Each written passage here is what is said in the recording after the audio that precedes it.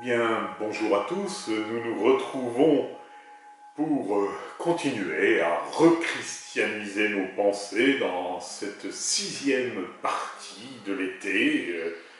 Paix et justice ne sont pas de tout repos. Heureux les artisans de paix, car ils seront appelés fils de Dieu.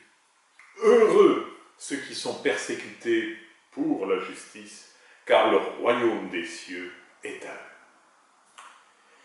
La canicule frappe la France durant cet été, les corps et les esprits sont éprouvés. Mais les béatitudes ne font-elles pas aussi monter la température spirituelle de notre âme? Dépaganiser nos pensées, c'est pas de tout repos. Ôter ce qui porte du mauvais fruit en nous ne l'est pas non plus. Rechristianiser, c'est planter de bons arbres qui donneront de bons fruits. Nous allons encore en planter 2 cette semaine, l'arbre de la paix et l'arbre de la justice.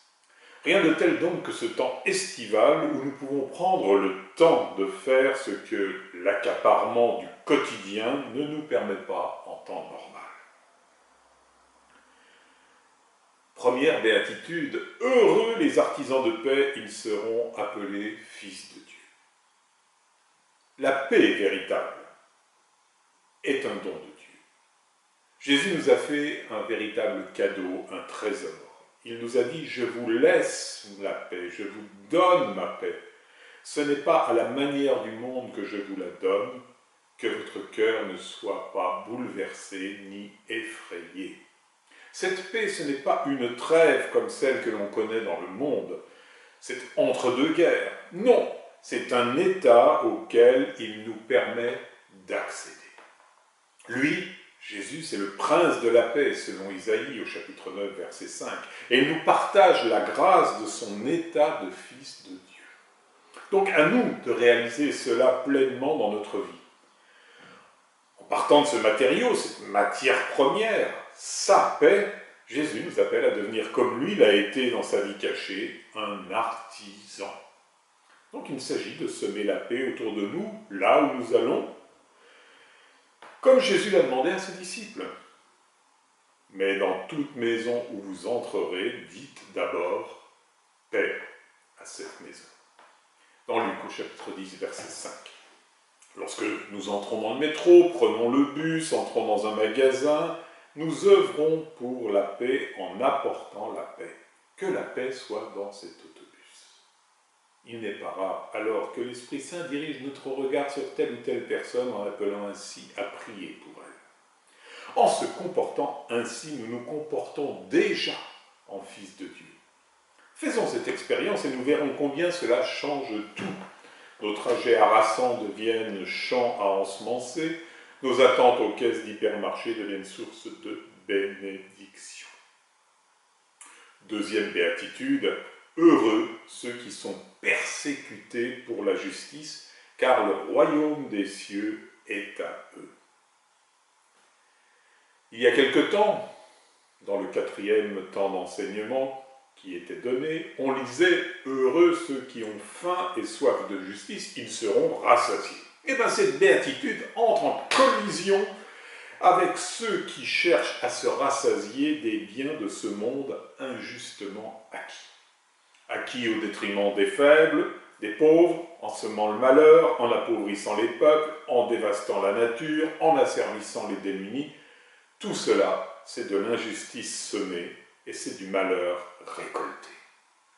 Dans la logique du monde, être rassasié par la justice est insupportable à ceux qui veulent obstinément être rassasiés par l'injustice. De là, les rassasiés deviennent des témoins qui, sans même le vouloir, mais simplement parce qu'ils vivent, sont signes de contradiction aux yeux de ceux qui cultivent l'injustice. La persécution pour la justice fait d'eux des détenteurs immédiats du royaume des cieux. Alors, imprégnons-nous de ces paroles du psalmiste, psaume 84, versets 11 et 12. Amour et vérité se rencontrent, justice et paix s'embrassent, la vérité germera de la terre, et du ciel se penchera la justice. Justice et paix s'embrassent tellement que les deux sont en réalité persécutés par les pratiquants de l'injustice et les artisans de guerre. Pour mémoire, dans les temps modernes, quelques artisans de paix dans le monde sont morts au champ d'honneur, pour n'en citer que 3. Martin Luther King, Mahatma Gandhi et Isaac Rabin. Bon, allez, la semaine prochaine, nous verrons le test que Jésus nous a donné pour savoir si nous avons bien compris la logique des béatitudes et nous jaugerons le degré de rechristianisation de nos pensées. Bon, d'ici là, 3 sujets de méditation, je vous propose. Premièrement, méditons le fait que la paix de Jésus est un matériau. Comment le travaillons-nous? Deuxièmement, souvenons-nous d'apporter la paix partout où nous entrons, que ce soit dans nos entreprises, dans notre entreprise le matin, même au camping si on est en vacances. Troisièmement, méditons sur la signification de justice et paix s'embrassent.